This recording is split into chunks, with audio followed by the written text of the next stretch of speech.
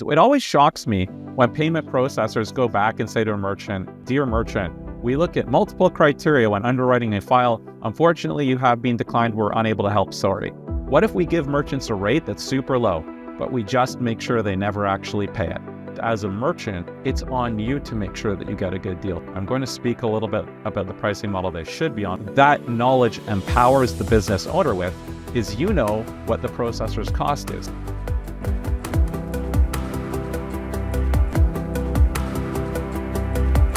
Welcome to ChargeForward Conversations, where I talk to some of the thought leaders in the payments and online business space. Today, I'm welcoming David Goodale.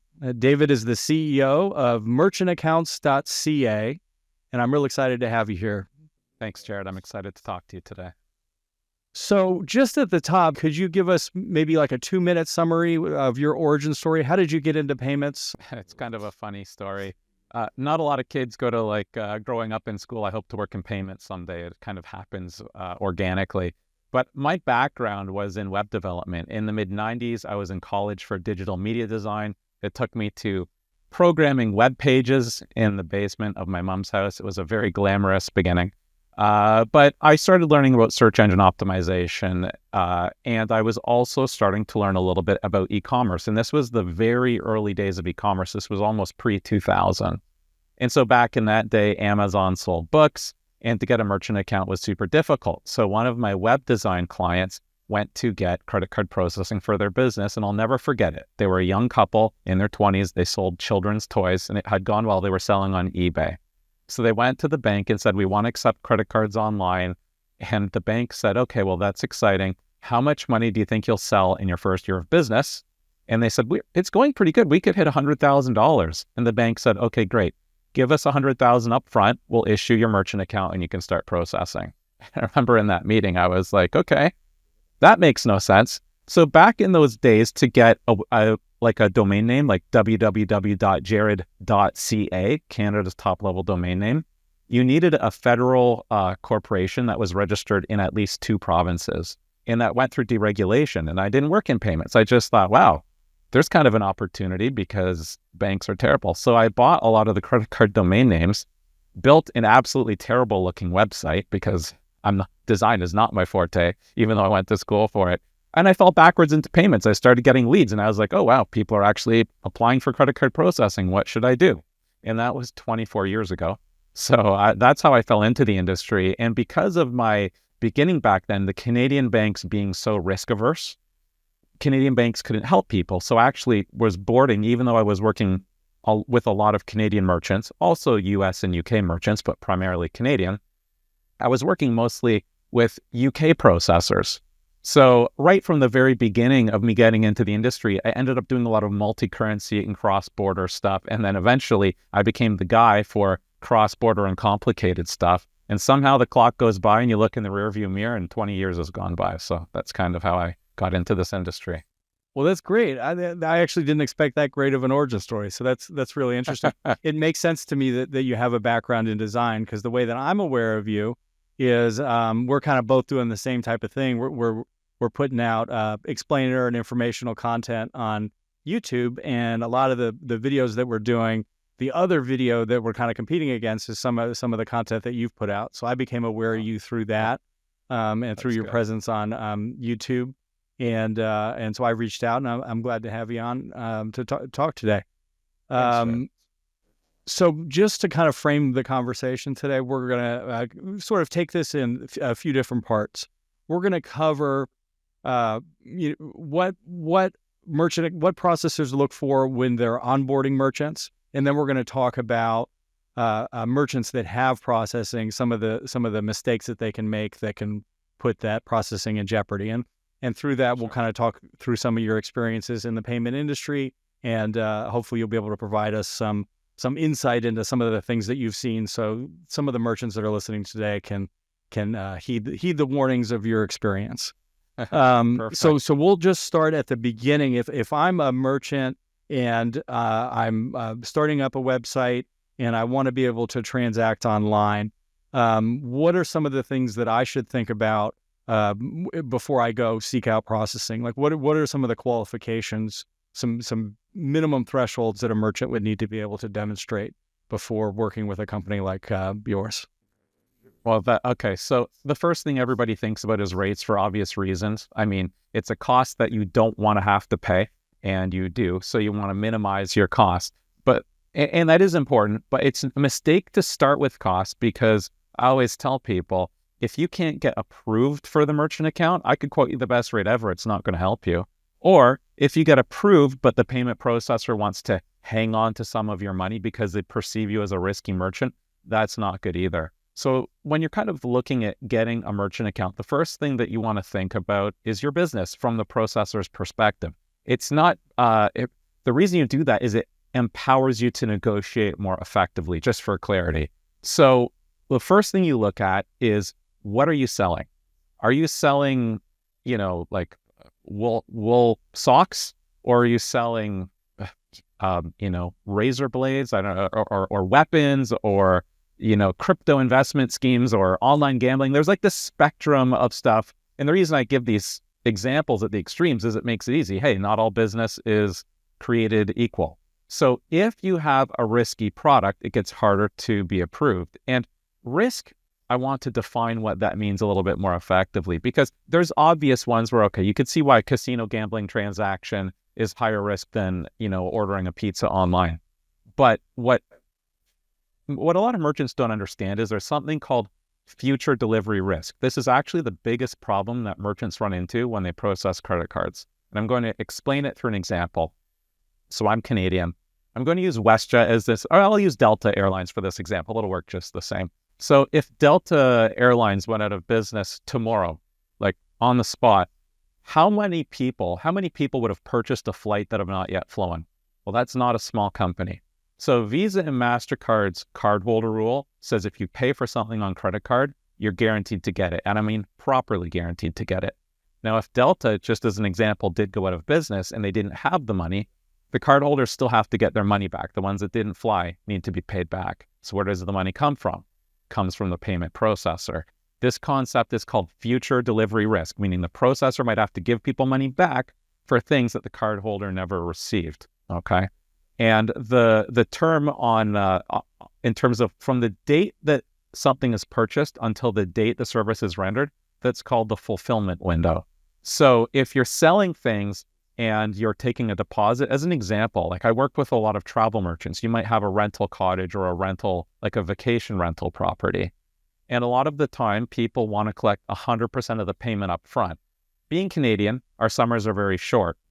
They're very precious. So you might have a cottage you like going to in Muskoka, and you might go to that cottage every August, and you might know the owner. So come September, October, you've stayed. It's like, hey, Bob, listen, we want to stay again this year. So Bob wants to collect that credit card payment. He might want to collect 100% of it up front, which, by the way, makes total reasonable, logical sense in this example. The problem is that's 10 months before the customer is going to arrive. And in theory, a tree could fall on the cottage, Bob could sell the property. There's a million things that could, in theory, go wrong. And underwriters work from a worst case scenario. It's kind of their job to look at the world through a Murphy's Law lens, what could go wrong. So in that case, sometimes I would give advice to merchants, and I always say, hey, shoot this advice down. You're supposed to shoot this advice down, but when I say something that doesn't make you angry, maybe consider it. So if Bob was a real merchant, I'd say, you want 100% of your money up front, I get it. But what if you changed it to 10% up front and you took 90% 30 days before? And they're like, no, that's terrible. And I said, okay, 25, 75, yeah, I could work with that. What that does is it changes the risk perception completely. In that example, he would have reduced 75% of the risk and crunched it right down to before the customer arrives. I don't want to go on any more in terms of future delivery risk, but as a merchant, the reason this matters is the more likely the processor is exposed to potential losses, you can expect to pay a higher rate. So is this a real example? Do processors typically work with merchants when they're onboarding them and give them advice like that and say, hey, if you change your business model, I can get you a different rate? I do it all the time, but that's because I've been in the industry 24 years. At any normal processor, you submit an application. What is. It always shocks me when payment processors go back and say to a merchant, and usually it's very ambiguous. It's like, dear merchant, We look at multiple criteria when underwriting a file. Unfortunately, you have been declined. We're unable to help. Sorry. And and by the way, this isn't just the standard. This is always what happens. And I don't understand why more payment processors don't just collaborate and communicate a bit better and explain the situation. So no, that is not at all normal. This is something that would help people to be aware of if they're applying to a processor. That's great. So if I'm a merchant and I want to, begin this process, what information would I need to have? What information do you collect before you onboard a merchant? Just what's the bare minimum? Well, in terms of the required information, well, the basic do you information, need like identification or it varies by processor, by region. So I'm not a compliance person, but generally speaking, like I find in Europe and the UK, processors can pull that information from a central registry or database. In Canada, and I believe in the US, that's not possible. So expect to give them a copy of your articles of incorporation. Avoid check whatever bank account that check is linked to is usually where they're going to put your deposit. Probably one of the more important documents are your previous processing statements, which shows that you're a good merchant and you know what you're doing if you have them.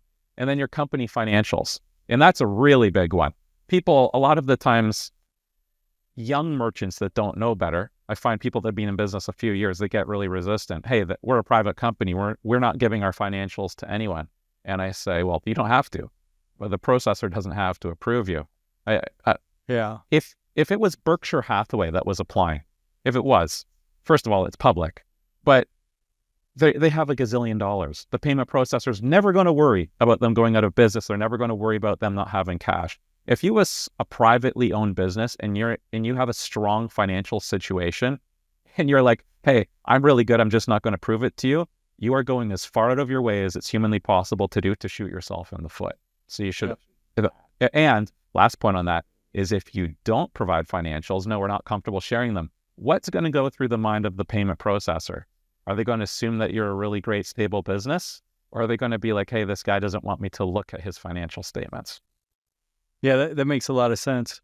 So at Merchant Account CA, I know that there's a spectrum. You keep talking about risk profiles and things like that. And I know that different processors have different philosophies or sort of, they cater to different markets and things like that. There's processors that specialize in gambling type websites and higher risk websites. What is your philosophy, and do you onboard risky merchants, or are you looking for lower risk merchants primarily? How do you handle that if somebody does have one of these risk profiles and needs to figure out how to get processing? So we're pretty particularly good at difficult accounts. High risk is, when people say high risk, generally speaking, historically, that means either pornography or gambling in the payment space, and that's not an area that we do business in.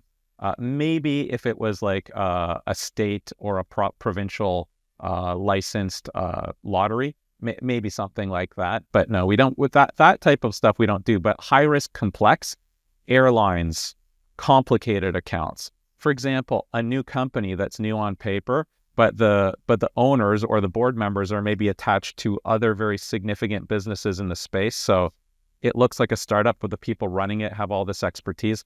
It could be complicated things like that. Or in reality, I love working with small and mid-sized businesses. Everybody's out there trying to win Sony and Netflix, who have no loyalty. You're fighting for a basis point or two. I'm friends with most of my clients, and that's the type of business that we like to run. We like to be close with our clients.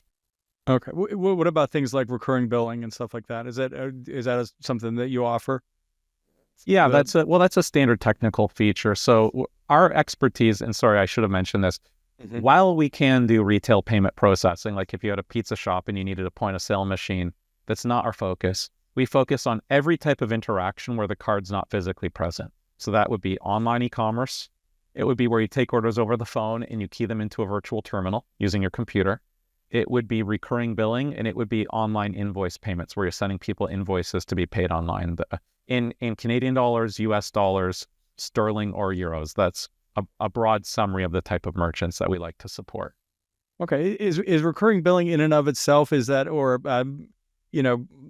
automated billing of any type, is that something that you would consider as part of a risk profile, or is that really not something that factors into your evaluation when you're looking at a merchant? Personally, I would 100%. Most payment processors, they don't give guidance on this type of stuff, right? But one of the things, if I have a potential client and it's a magazine subscription and they offer monthly or annually, I say, hey, at least for the first couple months until the processor gets to know you and you get through the door, do you care about that annual subscription? Because if it doesn't really matter to you, get rid of it. Because think of the fulfillment risk now that I explained it. An annual subscription is so much riskier than a monthly subscription. So as a merchant, if you do have a recurring billing based business, understand that the farther out in the future you go with your billing, you ratchet your risk profile up, which is not a problem, by the way. I don't want to overly, drive overly hard into this topic of fulfillment duration and risk. It's just one of the things to be aware of when you're processing. And the way to get around it really is to build a relationship with your processor. And if you're a company that's been in business many years and you have money in the bank and you can reasonably prove you're not going anywhere, well, in that case, the problem is solved. It's much harder when it's a younger business trying to prove itself. You talked about unwillingness to share financials, and we talked about through some of the risk profiles that businesses often don't really even realize that they have. What are some other mistakes that you've seen in the years? Probably legitimate, merchants that should have been able to get processing that had a challenge getting processing because they did something wrong. Is there anything else that comes to mind? Oh yeah, lots of advice. Almost too much. I don't know where to go. Jared, what I really want to talk about for a minute, and what I think your viewers would want to know is to drive a little bit back towards the rates discussion. Okay. And rates are really, and this is going to tie into what we were just talking about too. Rates are driven by volume. So if you sell $10,000 of teacups online a month, that's a very significant difference in volume between Amazon, who I have no idea what they process per month, all the volume, right? So if you're doing tons of volume, the payment processor can get away with earning a much smaller margin. And then I want to apply this into the concept of pricing and expectations. One of the mistakes that merchants can make when getting into a processing agreement is to accept a pricing model that fluctuates unless it's called interchange plus pricing. And I'm going to circle back to that in a second. And if I don't, remind me. Okay. The old type of pricing model back in the day would be, I'm sure some smart marketing guy got a bonus one day when he said, hey, I have a business plan. What if we give merchants a rate that's super low, but we just make sure they never actually pay it? And thus was born a pricing model called qualified and non-qualified pricing. And that's where somebody would get a quote of like 1.4%, and they really would pay 1.4% as long as it's a basic Visa or a basic MasterCard at an in-person transaction. And so here's a question. If you're quoting an e-commerce merchant a qualified rate of 1.4% that they can only ever pay if it's an in-person transaction, and then you don't even mention anything about the non-qualified fees, how are you helping the merchant? Obviously, you're not. And this really happens. In Canada, it used to be a real problem. In Canada, it's not so much of a problem anymore because the government passed something called the Code of Conduct. I believe it's still much more of an issue in the US. So I'm going to talk, and by the way, at merchantaccounts.ca, 24 years, we've never done that pricing model once, not once ever. And not all processors do. So I want to be clear, we're not some wonderful exception. It's just as a merchant, it's on you to make sure that you get a good deal. So you have to make sure that there is no non-qualified pricing. I'm going to speak a little bit about the pricing model they should be on, which is called interchange plus pricing. PayPal, I'm using the example of PayPal just because everybody's familiar with PayPal in some form or fashion. PayPal charges merchants a fee, I believe, of 2.9%. And so merchants often think, hey, PayPal's making 2.9% from me. They are not. They have a cost back to Visa, MasterCard.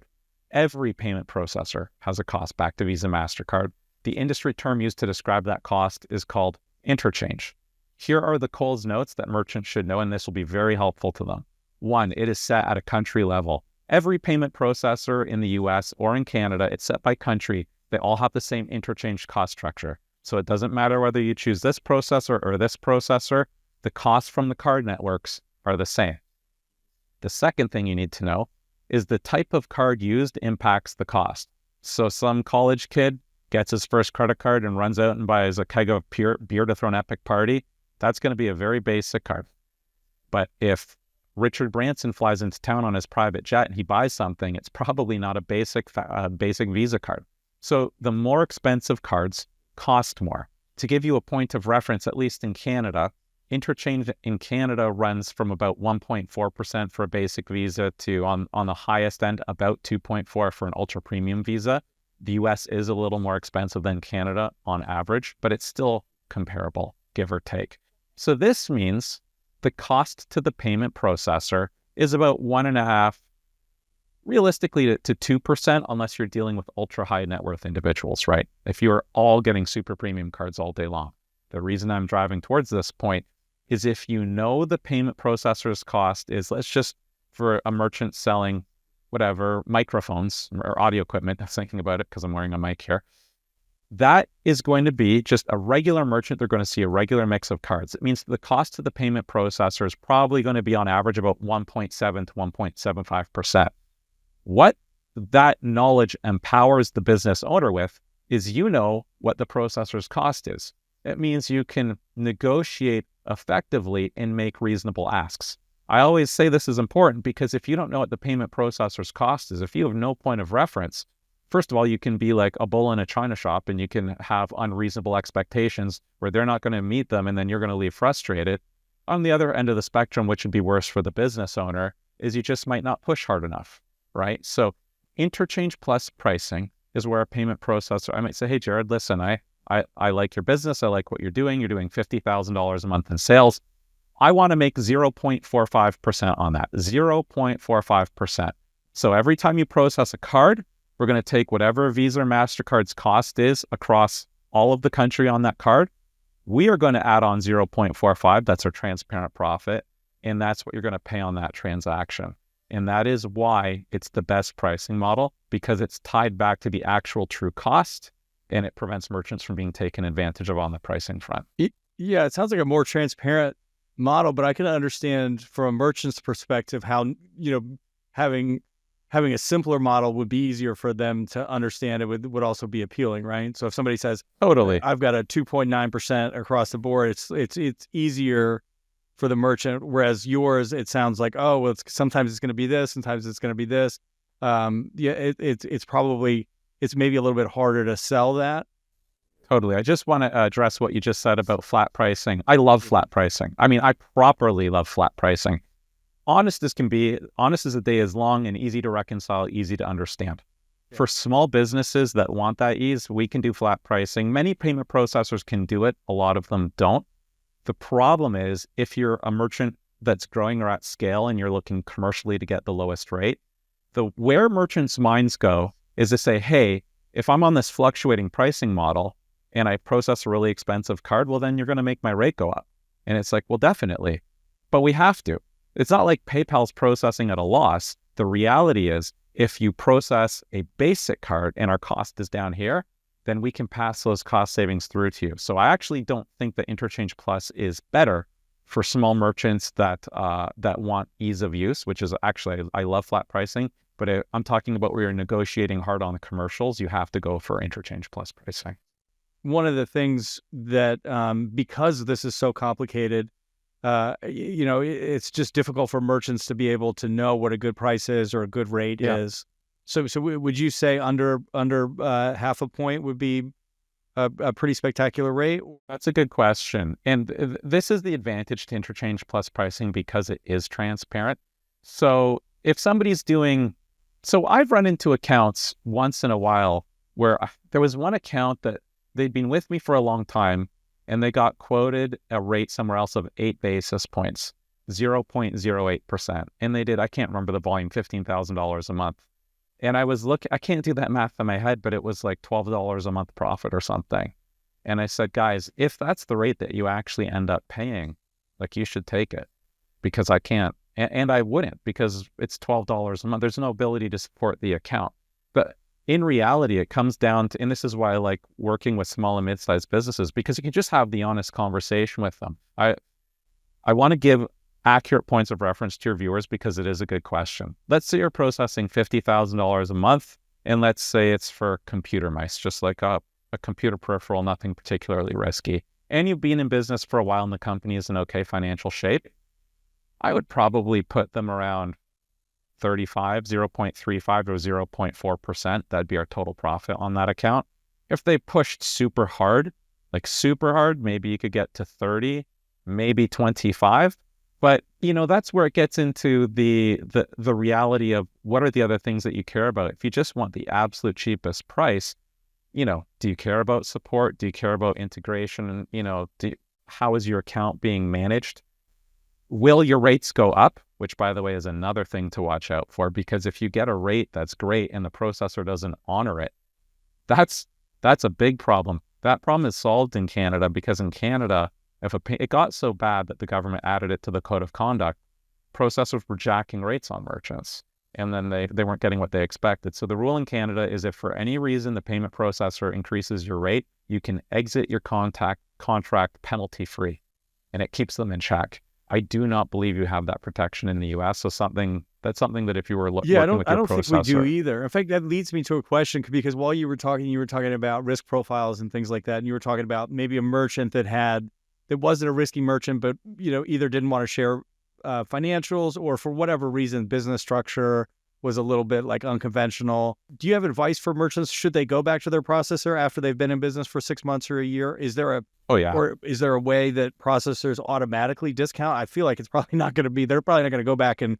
negotiate against themselves after you've proven to be a good customer. Do you recommend that merchants, not your merchants, of course, but just a merchant in general? I just did a video on our YouTube channel about this, and I would even say for us, see, I'm not going to proactively go around and call my clients and say, hey, we're making money from you guys. Would you like us to make a little less? Like there are degrees of reasonableness to things, but no, absolutely. So one of the things that I should talk about at some point, and this is to directly answer this question, is there's a very big difference between the very large payment processors and smaller payment processors, because, I like not to pick on names, but, Wells Fargo, Chase, like the huge guys, right? They're going to be a really good fit, again, if you're Sony, or AT&T or whatever. But if you're a small or a mid-sized business, you want to go somewhere where you're going to get a relationship. This matters. I'm driving towards a point here. In fact, I'm going to get there right now. So if you're a startup, okay, and maybe it's a little bit risky, and maybe you started at Interchange plus 0.6 and you're doing $8,000 a month in sales, okay? After 1 year, maybe you're at $15,000 a month in sales, and you're at, your chargebacks are all in line. I'm about to make a stupid point, but it's going to make it very clear. 20 years later, they're $50 million a month in sales. Well, at some point between that first year and 20 years later, they weren't that little startup anymore. So of course they had to be repriced. But the thing is, it won't happen if they don't have a relationship with their payment processor. And so when you ask me, when should people ask? Once you understand that payments, it's all still people interacting with people if you can build a relationship with them. Well, the answer is when it's reasonable. And you're going to know when it's reasonable. If I set you up today, Jared, and you call me on Tuesday, hey, Dave, I did $800 in sales. Can I get a rate reduction now? It's like, well, no, probably not, Jared. But so it's so 6 months is a great milestone because it's meaningful. It's half a calendar year. A much more meaningful milestone is 1 year, because you will have another tax return under your belt. You'll have another set of accountant prepared financials. You'll have a year of chargeback history, and then you just get to know them. So one of the things is, and this is kind of a little bit to the side, but if somebody got approved and they were a young business, maybe that travel merchant we talked about, and I gave the example of, they were taking those bookings for those cottages. Maybe the payment processor had said, we're going to hold on to 30% of your money for 60 days to offset chargeback risk. Well, after 1 year, you go back, guys, you're holding on to 30% of my money for 60 days. Can you stop? The processor might be like, hey, listen, we love what you're doing. You didn't have any chargebacks. Send us your financials. We'll look at it. He sends the financials. They look decent, but it's still a young company. Maybe they say, well, we want to help you, but we can't absorb all this exposure. We're going to drop you to 25% for 60 days. And then maybe after 18 months, okay, now we're going to go to 10% for 60. Point is, right? Right. It's the relationship. It's pricing. It's every aspect of the interaction is about the relationship. So can merchants negotiate that? So if a merchant gets onboarded but at a higher rate because of risk or for their don't have a proven track record, do you set up the account so that if they meet certain benchmarks, then their rate goes down automatically, or is that something that's done in a discussion and then say, hey, contact me next year when we have business history and we can maybe have this conversation? How do you deal with that? Is it reasonable to have all of that sort of outlined when you onboard a merchant, or is it usually a follow-up conversation? Keeping in mind that I'm very biased with all of my answers, but I think they're completely honest. Not a big processor ever, but it should always happen. It just rarely does. If you find a smaller payment processor like merchantaccounts.ca or any similar companies, we're not the only one out there, right?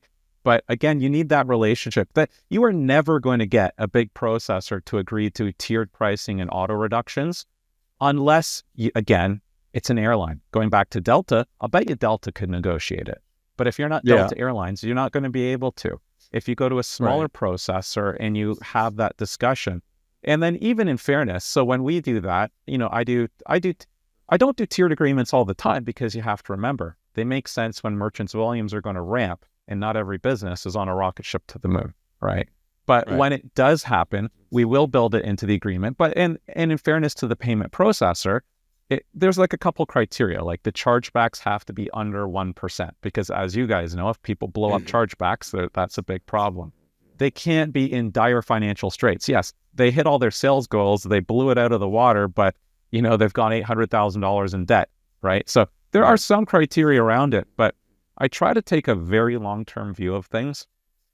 It's like in business, and it's don't just try to solve your problems for today. Try to solve them for a long term. And if nothing else, understand that when you work with a payment processor, whoever you choose, like, you're going to be interacting with them a lot, and they are handling and holding your money.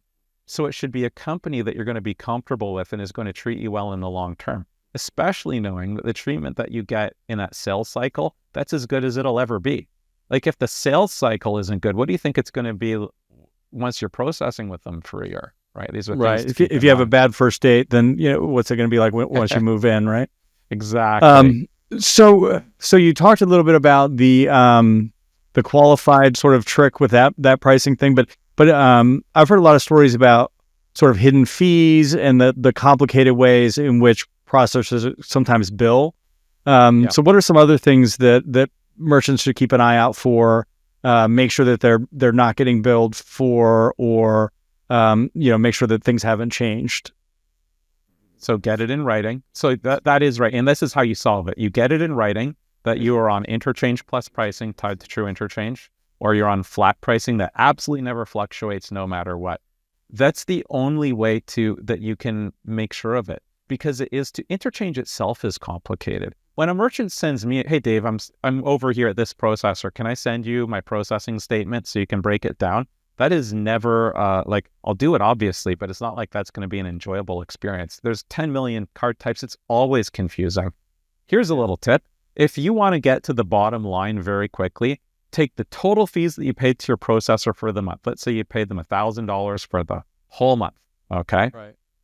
Any fixed fees, like a fixed monthly fee, take that away. So you end up with the fees just related to the payment processing, not monthly fees.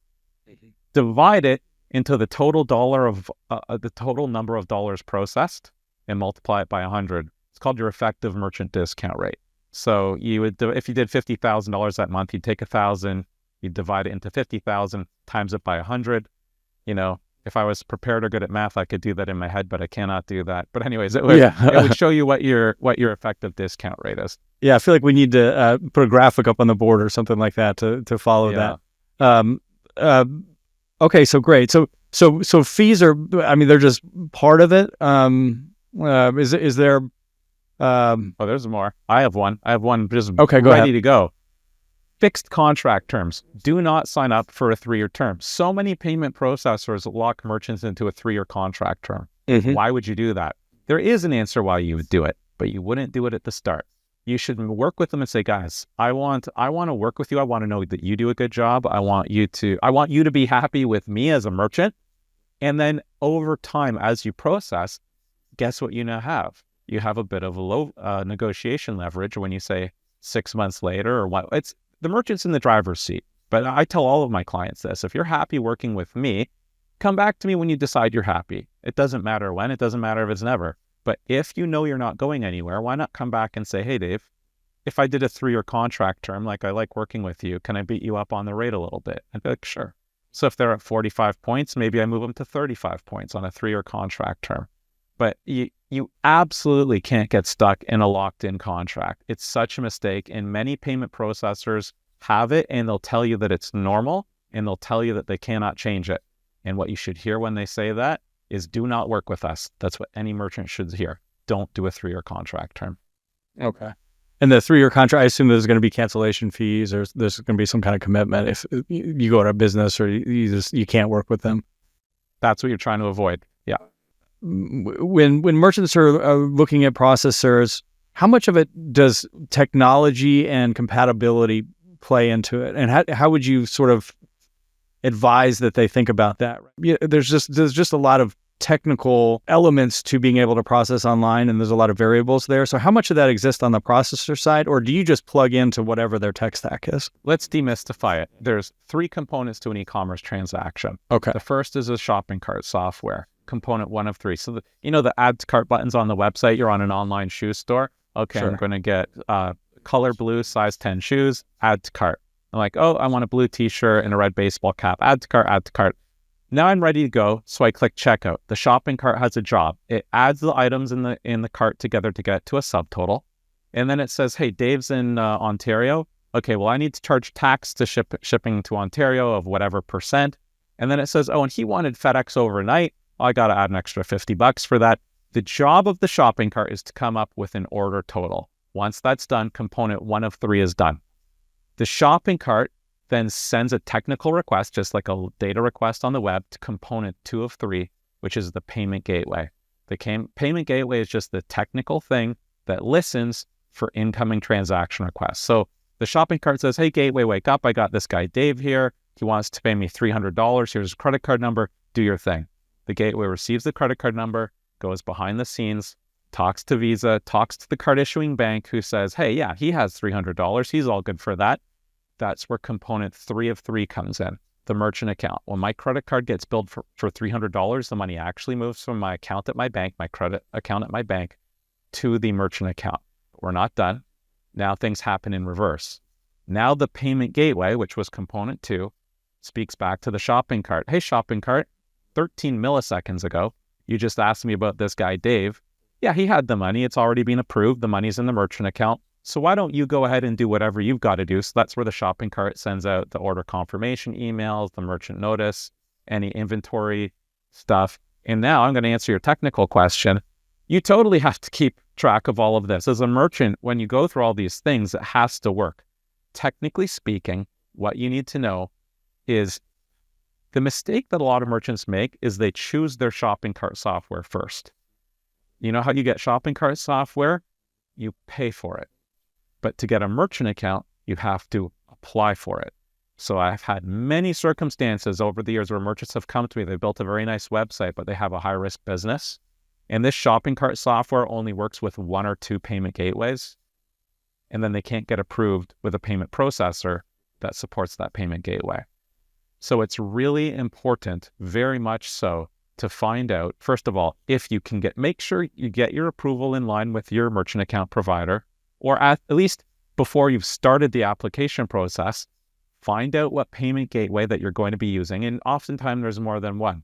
And I don't want to throw too many names around for the viewers, but they're just for points of reference: NMI, Authorized.net, CyberSource. There's lots of popular payment gateways out there. Once you know the gateways you can use, then you can look at your shopping cart software. Hey, I like this software, but does this know how to talk to CyberSource? If the answer is yes, you're in golden shape. But if they don't know if the shopping cart is not compatible with the payment gateway, meaning it doesn't know how to send transaction requests through, you're stuck. You're going to go through this whole process and have a brick that you can't use. Right. What about like alternative payments? Is that something that comes in at the processor level, or is it case by case, or like if I also want to accept, I don't know, cryptocurrency or Apple Pay or something like that. Is that something that I would set up as the merchant, or is that something that you or a processor sometimes is able to facilitate? How does that work? Where does that technology plug in? That's a good question, and that's very location dependent. So in the U.S. is very, very predominantly card driven, Visa, MasterCard, Amex. Canada, similar, but we have an alternative payment method called Interac Online. In the UK and Europe and throughout Europe, there's so many. None of the names are coming to mind, but there's some countries where their alternative payment methods have as much market share or more than credit cards. So in terms of like, how do you structure this? First of all, it's where is your business based and where are your customers based? Some alternative payment methods have a checkout flow that's really not very conducive to traditional online commerce. Others are very easy to integrate into the website. And I think, one, I'm not an expert in alternative payments. And two, it's so situation specific. The advice that I would actually give to your customers or to your viewers is, if you're going to be selling something online, are you selling into a region where a certain alternative payment method is really important? And if so, and probably only then, is it worth digging into? Just for merchants to kind of understand the processor perspective, can you describe what the monitoring process is? Like, how do you keep an eye on your merchants? Do you have just reports that you do? What is when do you start paying attention in a negative way to a merchant that's done something that is problematic? Well, fortunately, I'm not a compliance guy. I would make a terrible compliance guy, but there are things that processors look at. One of the big ones, Jared, that you guys provide a lot of value in helping merchants prevent from becoming a problem is chargebacks. Visa and MasterCard are very strict on chargebacks. If you process and for any viewer that doesn't know, a chargeback is where somebody buys something on their credit card. This is not a refund. It's got nothing to do with a refund. It's where someone pulls out their credit card, calls their bank and said, hey, this merchant ripped me off, or I have a dispute. This merchant is completely unreasonable. Then the card issuer jumps in and literally overrides the transaction. Okay. And there can be chargebacks for different reasons: for fraud, services not rendered, I never got my stuff; services not as described, I got it, but it was broken or it wasn't what I expected. So that's probably the biggest one. I actually just did a podcast last week about the match list, which I don't want to get too far down that road. But the risk to a merchant, if they get really offside the rules, is they'll lose their ability to process. And I want to be clear about how severe this is. One, it's not attached to the business. It's attached to you, the human being. Two, once you're on that list, it is almost impossible to get off of it. And three, you are on it for 5 years. So if you really want to mess yourself up, lose the ability to take payments in this digital world for 5 years. And so the biggest one to be aware of is don't blow up your chargebacks. Another one to be aware of, I actually had this recently from a very well-intentioned client. Like, you can see how things happen, and people are oftentimes very well-intentioned. I had a client that has an accounting firm. They actually have 2 accounting companies, and one arm of one of their accounting companies is financial planning, helping people to plan their savings and when they'll retire and all that stuff. But the processor, they were processing transactions for what was legally a different arm of the business, and it was for financial planning, which falls under a different merchant classification category than accounting services. And they could have gotten in a lot of trouble, and they didn't. And they didn't, be quite honest again, because we're a smaller processor and a little bit more relationship based. But at a big processor, and it's not all big processors, but listen, we've all been in call center hell at some point. You know what I'm talking about, where you need accountability, but you cannot easily reach somebody where you can get it. That's where you have to be careful, because you get stuck on the wrong side of a bureaucracy. And if you did get matched and you get put on the list, then how do you dig yourself out of that hole? So that's something to be careful of. Yeah, that's really good advice. So we talked a little bit about, some of the laws in Canada, and I had a question, because so you have customers that are in the United States where their customers are in the United States, but Yes. You follow disclosure laws of Canada when you sell into those customers. Do the code of conduct, I think you called it. Do those laws apply to the relationships that you have with those customers because you're located physically in Canada, or how does that work? It's called the Code of Conduct for Credit Card Processing in Canada, and it's a regulatory framework that processors must adhere to when working with a business. And just for clarity, if you ever try to get a merchant account in your country, you have to get it from a payment processor with a license in your country. So if let's just talk from an American perspective for an example. Let's say there's an Australian business with a great new product that's taking over the world.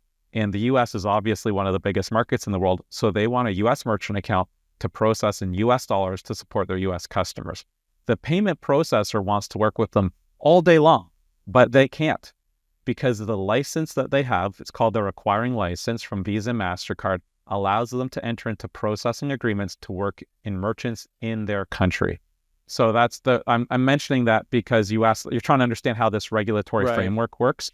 It's so you have a business incorporated somewhere, you will work with a payment processor that has a license to let you work with businesses where you're registered, and that will be the regulatory framework that oversees your transactions, at least at a high level. So the regulatory framework is dictated by the location, but the actual your ability as a merchant to accept payments is dependent on the license of the processor. Did I understand that correctly? You did at the merchant account side. Okay. And just to have said it so that some tax law guys had out there doesn't explode. Everything I said does not apply to tax law. I'm sure, I mean, just everything going on right now, for example, just between Canada and the US and all this tariff business, right? Yeah. Tax law is a world of its own. I'm not talking about that. I'm just talking about the rules of the payment processor getting into a contract with a merchant. Okay.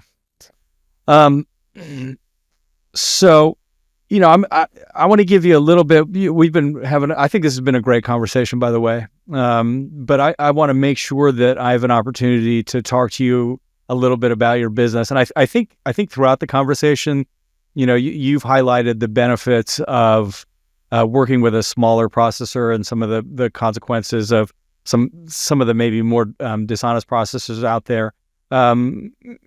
What about merchantaccounts.ca? What is the thing that you know really is your differentiator that would make a merchant want to choose you over maybe another small honest processor? Well, honestly, if I lost business against another small honest processor, I'd kind of feel okay with it. To the extent that that's a very Canadian answer. Well, but like it's where you lose. Okay, once in a while you get a call from someone and they're like, just give me the bottom line and don't give me your song and dance. I just want to know your rate. And that doesn't happen often, right? Because if people speak to you and you can tell you're speaking to a knowledgeable person, generally speaking, people become receptive and they open up. But once in a while you got that person, look, I'm in a hurry. Don't give me your thing. Give me the bottom line. And in those situations, you say, look, I want the best for you. You are going to find somebody that's all too willing to accommodate you by giving you what you want to hear, right?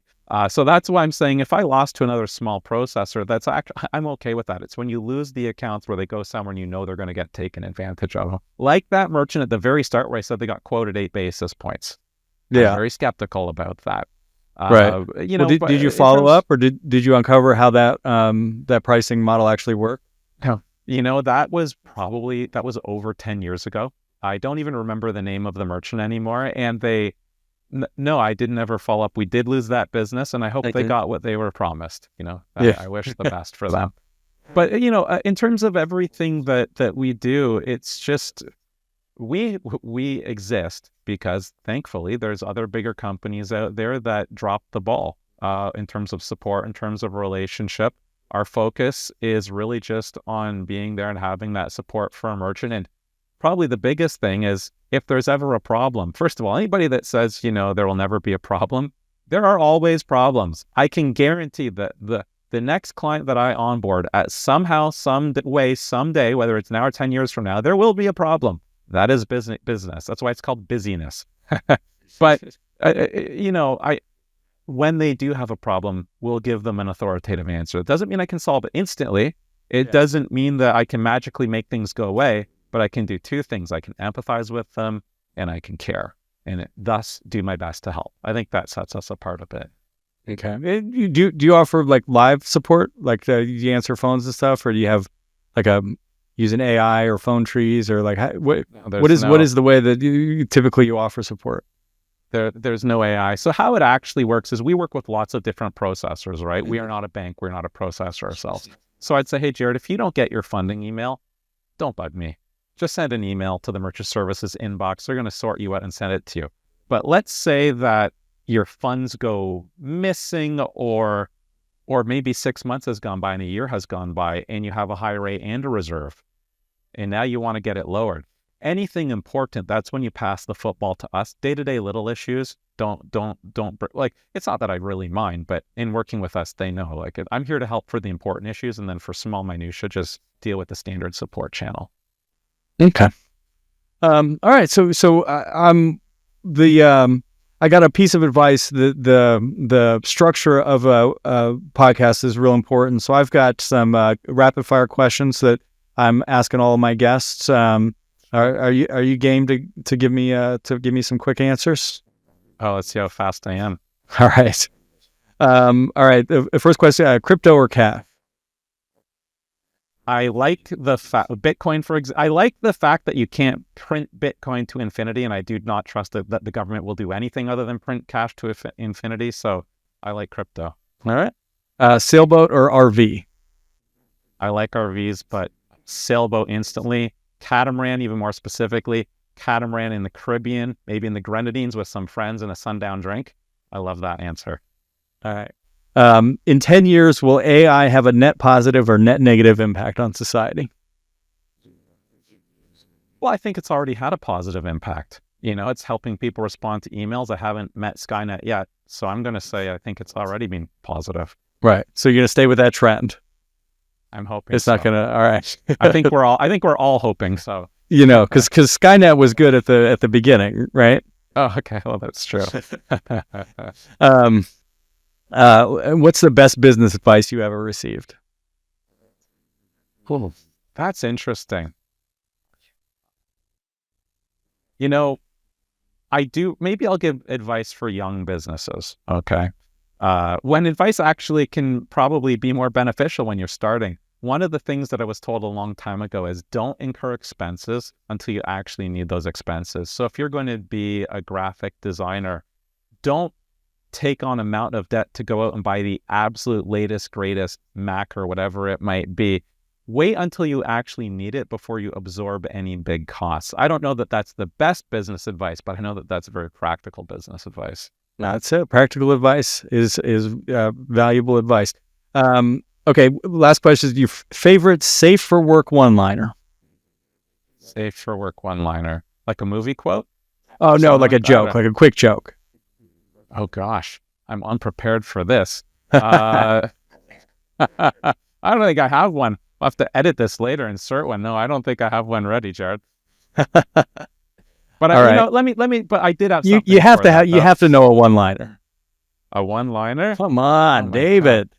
Oh my gosh! I actually don't think sitting here I'm gonna succeed in this challenge. It's all not safe for work. Is that the problem? No, like you're talking about your entire joke library is filthy. That's no. You're making me think of Mitch. Who was that guy that would do the Mitch Hedberg one line? Yes, yeah. But it could be like what did the muffin say to the other muffin? Whatever that kind of joke. Oh my goodness, I haven't told one of those in 40 years. Okay, Jared, let me see what I've got. But I refuse to do why did the chicken cross the road? So I think I'm gonna tap out on this one. How about I'm gonna do this on, hey viewers, would you like to hear Jared's favorite safe for work one-liner? Let's hear it, Jared. What does a snail say on a turtle's back? What does a snail say on a turtle's back?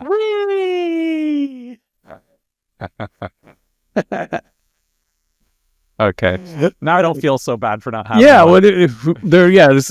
there's not a good answer to the question, but there's definitely answers to it.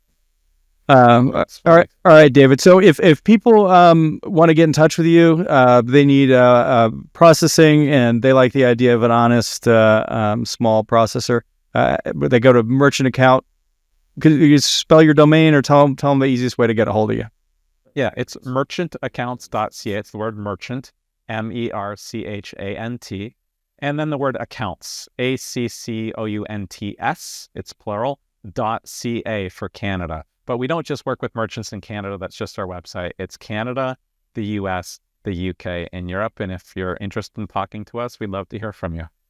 All right, David. Thank you so much for joining me today. Thanks, Jared. This was an awesome conversation.